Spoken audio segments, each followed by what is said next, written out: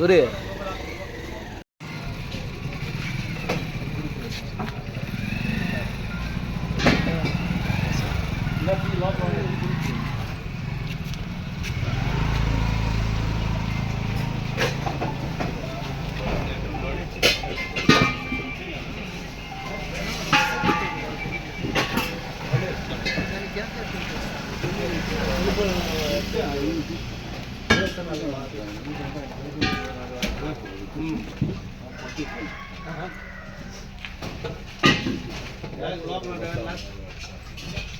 చెప్తా ఫస్ట్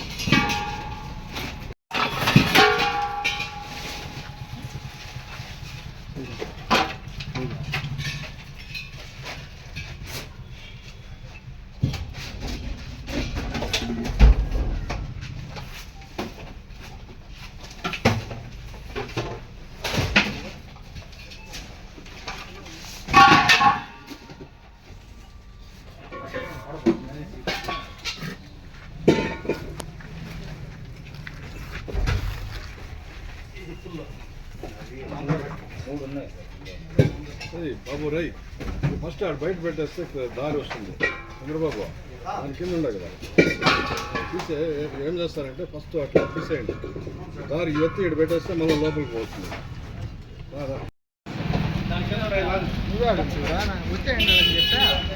నేను ఇతుక్కొని అట్లా పోతురా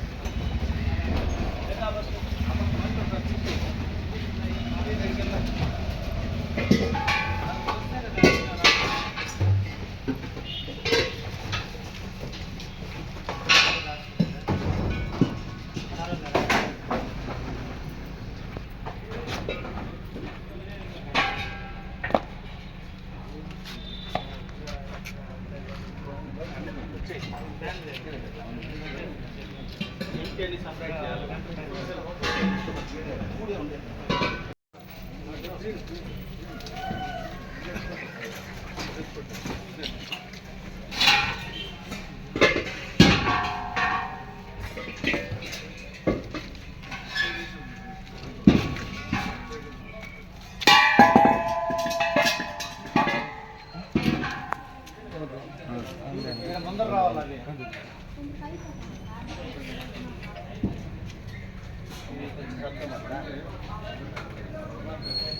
10 కేజీస్ బాబు ఏదైనా ఇస్తే 100 కేజీల లోపు పెట్టుకునేదానికే ఉంటుంది పర్మిషన్. ఇలాగ డ్రమ్మలు పెట్టుకుంటాను కాదు. ఒకటి 5 కేజీలే ఉండాలి. నువ్వు రీఫిల్లింగ్ చేసుకునేదానికి నువ్వు తీసుకొచ్చి అన్నీ పెట్టుకోవాలి. 19 కేజీలు 14 కేజీలు ఎవరు వాడమన్నా ఈ 19 కేజీలు మొత్తం సీజ్ చేసేస్తాం. నీకు ఎట్టుంది? నీకు ఎక్కడ నీకు అది ఉంటుంది కదా ఎక్స్ప్రెస్ లైసెన్స్ నువ్వు తెచ్చి జేసీ గారి దగ్గర సబ్మిట్ చేయి. ఓకేనా? ముందు సీజ్ చేస్తాను, జేసీ గారి దగ్గర సబ్మిట్ చేయాలి. వితౌట్ వాల్యూ డాక్యుమెంట్ పెట్టడానికి లేదు. నువ్వు ఎవరైనా బాబు ముందు వితౌట్ డాక్యుమెంట్ ఉండడానికి లేదు. సీజ్ చేసేస్తావు, నువ్వు వచ్చి జేసీ కోర్టులో సబ్మిట్ చేస్తావు, అక్కడ వచ్చి సబ్మిట్ చేసుకో.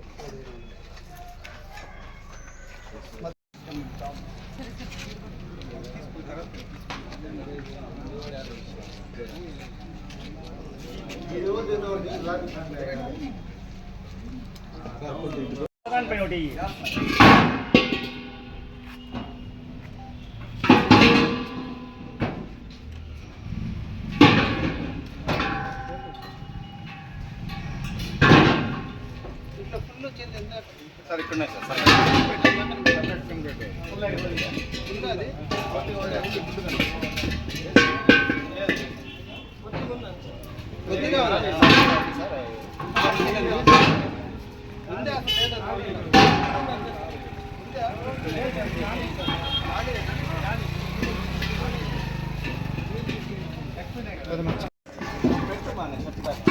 రోడ్లకు పెట్టండి.